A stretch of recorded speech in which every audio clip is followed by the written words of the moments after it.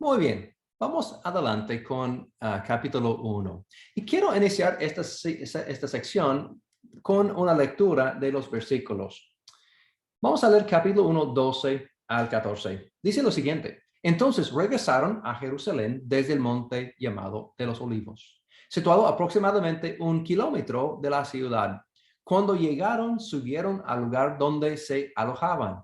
Estaban ahí Pedro, Juan, Jacobo, Andrés, Felipe, Tomás, Bartolomé, Mateo, Jacobo, hijo de Alfeo, Simón el celote y Judas, hijo de Jacobo. Todos en un mismo espíritu se dedicaban a la oración, junto con las mujeres y con los hermanos de Jesús y su madre. Bueno, con eso quiero otra vez continuar con la PowerPoint. Aquí es una imagen del aposento alto tradicional.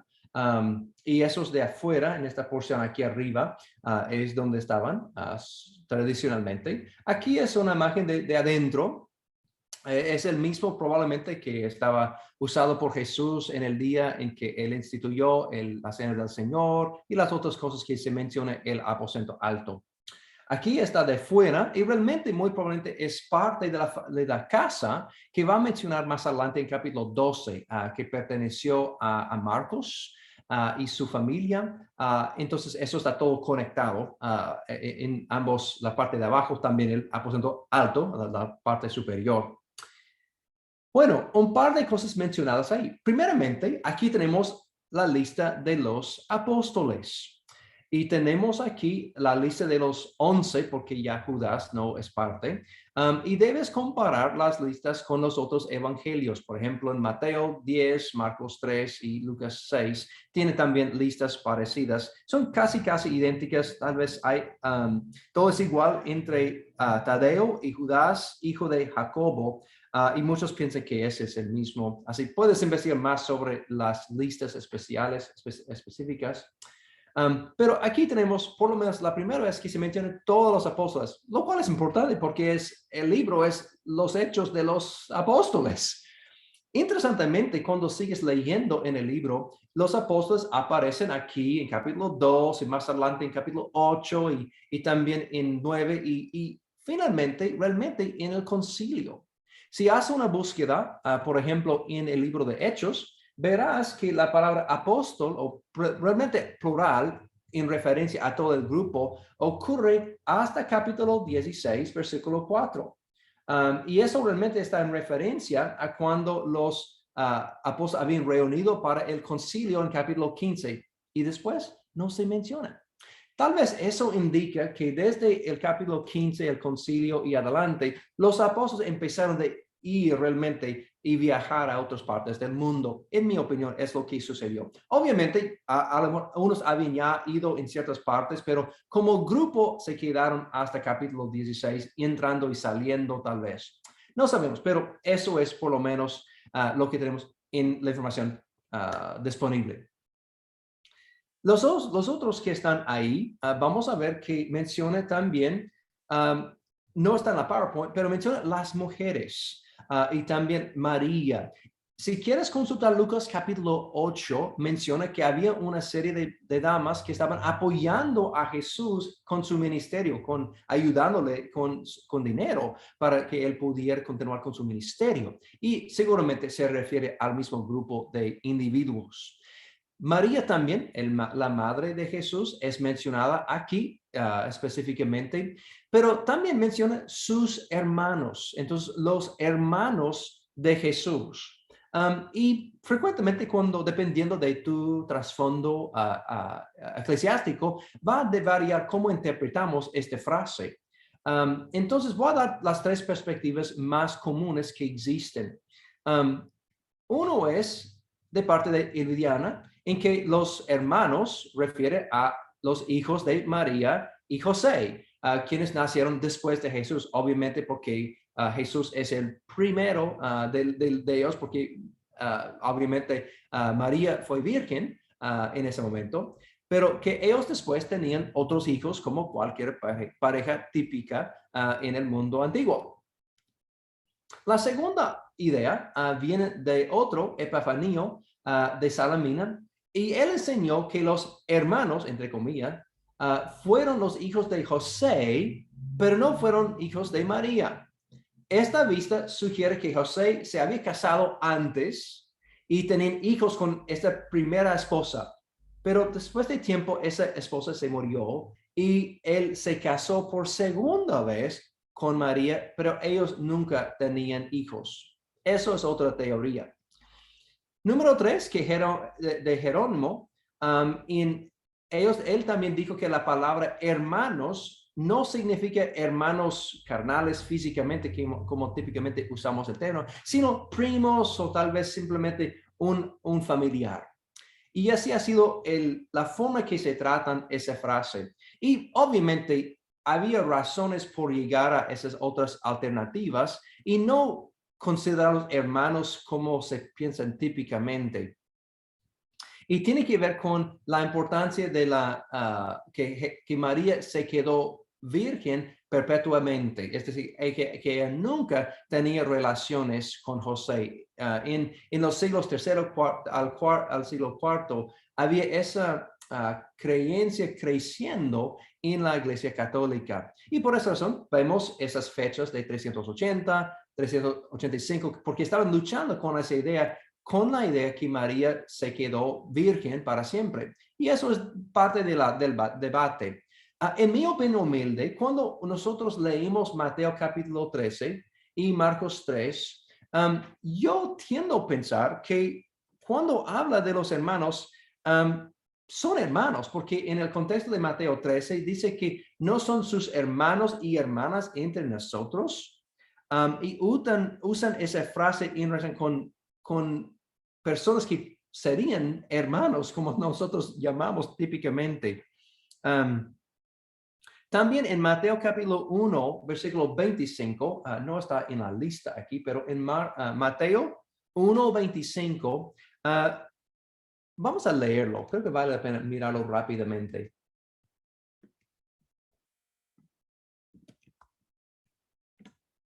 Y eso es cuando José recibió información de que él debe casarse con María.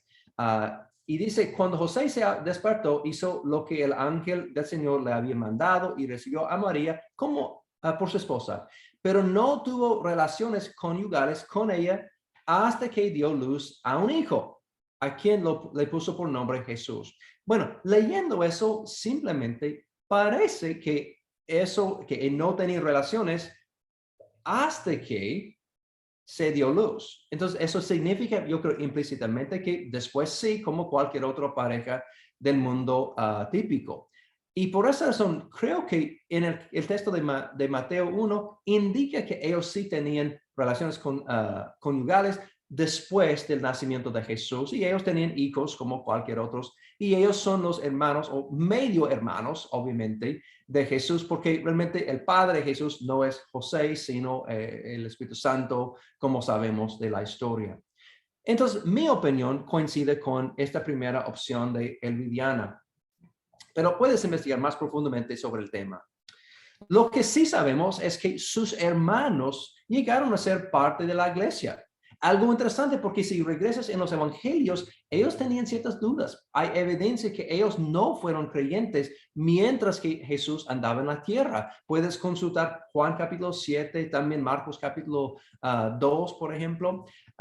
Y eso indica que ellos estaban luchando con la idea que Jesús es el Mesías, pero ahora ya aceptaron. Y hay evidencia en 1 Corintios capítulo 15 que un hermano, Jacobo, o Santiago como llamamos, recibió una visita después de la resurrección. Entonces, eso sería muy convincente, ¿no? Si tu hermano había resucitado. Entonces, eso tal vez fue la razón por qué Jacobo realmente aceptó esta realidad y ahora es uno de los creyentes. De hecho, vamos a conocer más a Jacobo más adelante en el libro de Hechos, pero hay algo interesante. En los últimos años han descubierto un osario que tiene esa inscripción: Jacobo, hijo de José, hermano de Jesús. Eso fue escrito aquí en arameo, aquí. Y hay debates si eso es un artefacto verdadero o si ha sido falsificado. Hay debates. Si quieres investigar en el internet, puedes ver. Pero eso posiblemente era realmente el osario del mismo Jacobo, medio hermano de Jesús. Eso es posiblemente, verdaderamente, algo que tenemos de esa época, pero no es claro completamente. Hay debates en los dos lados, pero lo que no es de debate es que los medios hermanos de Jesús llegaron a ser creyentes desde este momento y adelante, incluyendo el libro de Judas que tenemos en el Nuevo Testamento, fue escrito probablemente por el mismo medio hermano de Jesús. Ok, continuando con ese texto, dice ahí en el pasaje que ellos perseveraban unánimes en oración y ruego. Y creo que eso es importante cuando pensamos. Imagínate otra vez, Jesús acabó de salir. Yo imagino que están buscando dirección, buscando ánimo para tomar los pasos siguientes, porque no saben exactamente lo que está por venir. Simplemente habían escuchado la palabra de Jesús que deben esperar en Jerusalén hasta la venida del Espíritu Santo y entonces están esperando. ¿Y qué hacemos cuando esperamos? Tal vez oramos. Es lo que ellos hicieron por lo menos. Y la oración sería otro tema central en el libro que vas a estar investigando sobre la marcha del estudio, pero aquí es el primer ejemplo de los que son creyentes pasando tiempo en oración. Y mi pregunta para ti es, ¿qué importante es la oración en tu vida personal? ¿Guardas tiempo diariamente para pasar tiempo con Dios en oración? También algo interesante, ¿tienes experiencias en que la oración creó o ayudó con la unidad entre creyentes? Porque aquí dice que estaban perseverando unánimes en la oración, enfatizando la unidad que tenían en esa práctica de hacer oraciones. Y yo también puedo expresar que había momentos en mi experiencia del pasado que me ayudó unirme con otros en oración. Hay algo muy especial cuando puedes compartir oraciones con otros hermanos y hermanas en la iglesia. Y creo que es una práctica muy importante que debemos obviamente continuar hoy en día. Bueno, entonces ellos están orando, esperando, y mientras que ese tiempo, llegamos a la última porción de capítulo 1, en que es el reemplazo de Judas. Pedro se pone de pie y dice, hermanos, necesitamos reponer a este que había salido Judas. Y eso, no vamos a leer todo el pasaje, si necesitas leer ese pasaje, hazlo ahora y después continuar con el video, pero quiero tratar brevemente unos elementos de esa porción. Número 1, ¿por qué fue necesario reemplazarlo? ¿11 no fue suficiente? Bueno, dos cosas en particular de acuerdo con el texto. Número 1, de acuerdo con lo que dice Pedro aquí en el pasaje, eso fue proclamado o profetizado por los salmos, en salmo que está mencionado en capítulo 1:20 de Hechos, que él va a citar este salmo y dice que, bueno, eso está cumpliendo lo profetizado. Entonces, en un lado es por profecía. Pero segundo, tal vez tiene que ver con relación con lo que dijo Jesús en Mateo capítulo 19, versículo 28. Y vamos a mirar ese pasaje brevemente. Mateo 12:28. Eso no es, perdón. 19:28. Dijo Jesús a los 12, les aseguro, respondió Jesús, que en la renovación de todas las cosas, cuando el Hijo del Hombre se siente en su trono glorioso, ustedes que me han seguido se sentarán también en 12 tronos para gobernar a las 12 tribus de Israel. Bueno, tal vez hay algo en eso que Jesús había profetizado que habría como 12 tronos en que están sentados 12 apóstoles. Bueno, eso tal vez es una de las razones que tal vez Pedro había mencionado que necesitamos reemplazarlo. Naturalmente también hay la conexión con los 12 tribus que están en el mundo antiguo de los israelitas. Entonces había esa conexión con el mundo de los israelitas sobre en el pasado. Hay muchos vínculos de esa forma que vamos a ver entre el Antiguo y el Nuevo Testamento. Y tal vez eso simplemente es otro ejemplo de eso. Lo interesante cuando seguimos leyendo en ese pasaje, encontramos los requisitos para ser uno de los 12 apóstoles. No cualquier podría ser. Nos da dos requisitos absolutos en el pasaje. Número uno, que hay que haber estado junto con ellos todo el tiempo que el Señor Jesús entraba y salía entre nosotros, desde el bautismo de Juan hasta el día en que él fue recibido arriba. Así es muy importante que este candidato había comido, había sentado, había charlado, había visto toda la vida de Jesús. En particular, parte 2, y que él tenía haber visto el Señor resucitado. ¿Por qué? Bueno, ellos habían sido llamados para ser testigos y por esa razón es necesario para ser un apóstol que hay que haber estado con Jesús sobre todo su ministerio. Entonces, seguramente eso limita las opciones que existieron en ese tiempo, porque no todos habían estado con Jesús desde el principio hasta el fin. Muchos se convirtieron en medio de ese proceso y por eso no podían. Entonces, realmente había dos opciones y uno va a ser seleccionado aquí al fin de capítulo 1.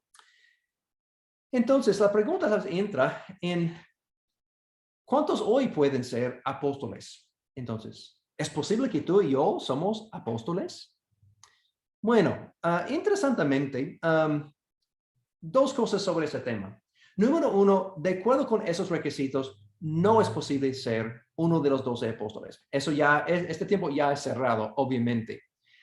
Pero también yo sé que se oye de hoy en día apóstoles acerca de ciertos líderes. Y en cierta forma me preocupo porque eso tal vez está tomando una posición que no es bíblica, tal vez. Entonces, tal vez pensando de ser iguales o equivalentes a los 12, y creo que eso no coincide con la historia. Aún en los siglos 2, 3, 4, etcétera, ellos siempre hablaban de los 12 apóstoles y los 12 mejor. Y lo interesante es que cuando se murió Jacobo, en capítulo 12 de Hechos, en el principio de capítulo 12, no repusieron a Jacobo. Él ya tenía su parte. Entonces, es interesante que no continuaron reponiendo poco a poco los 12, sino eso fue un grupo selecto que no fue reproducido. Entonces, para ser apóstol hoy en día sería problemático. Tal vez, y tú puedes investigar más profundamente si quieras, pero el término apóstolos en griego, apóstolos, de donde tenemos nuestro término apóstol, puede ser usado en una forma técnica, como aquí, los 12, pero también en una forma más genérica, para hablar de alguien enviado. Porque en el Nuevo Testamento se mencionan otros individuos llamados apóstoloi o apóstolos, que no son uno de los 12, incluyendo, por ejemplo, Epafrodito en Filipenses capítulo 2, Tito en 2 Corintios capítulo 8, 23, y así tal vez unos hoy en día en que usan esa palabra apóstol, tal vez tenían esa idea en mente que son simplemente alguien enviado. Pero mi opinión es problemático porque tal vez comunica una idea más que realmente es claro y típico del uso de la palabra apóstol. Así, podrías investigar más si quisieras. Bueno, continuando con la historia. Entonces, ellos seleccionaron a Matías y él va a ser unido con los 12 y de ese punto en adelante los 12 van a seguir practicando su trabajo de ser testigos en el resto del libro de Hechos. Aquí tenemos también un par de comentarios sobre la muerte de Judas. ¿Por qué fue necesario de reponerlo? Bueno, porque como sabemos, Judas se cometió suicidio y como eso es visto ambos aquí y también relatado en los evangelios. Esa foto es una foto de lo que es el lugar tradicional de Aceldama, aquí, donde supuestamente él se murió. Si quiere comparar con Mateo capítulo 27:7, a veces hay cuestiones. ¿Qué realmente pasó con la muerte? Porque se en un pasaje, Mateo 27, menciona que se ahorcó.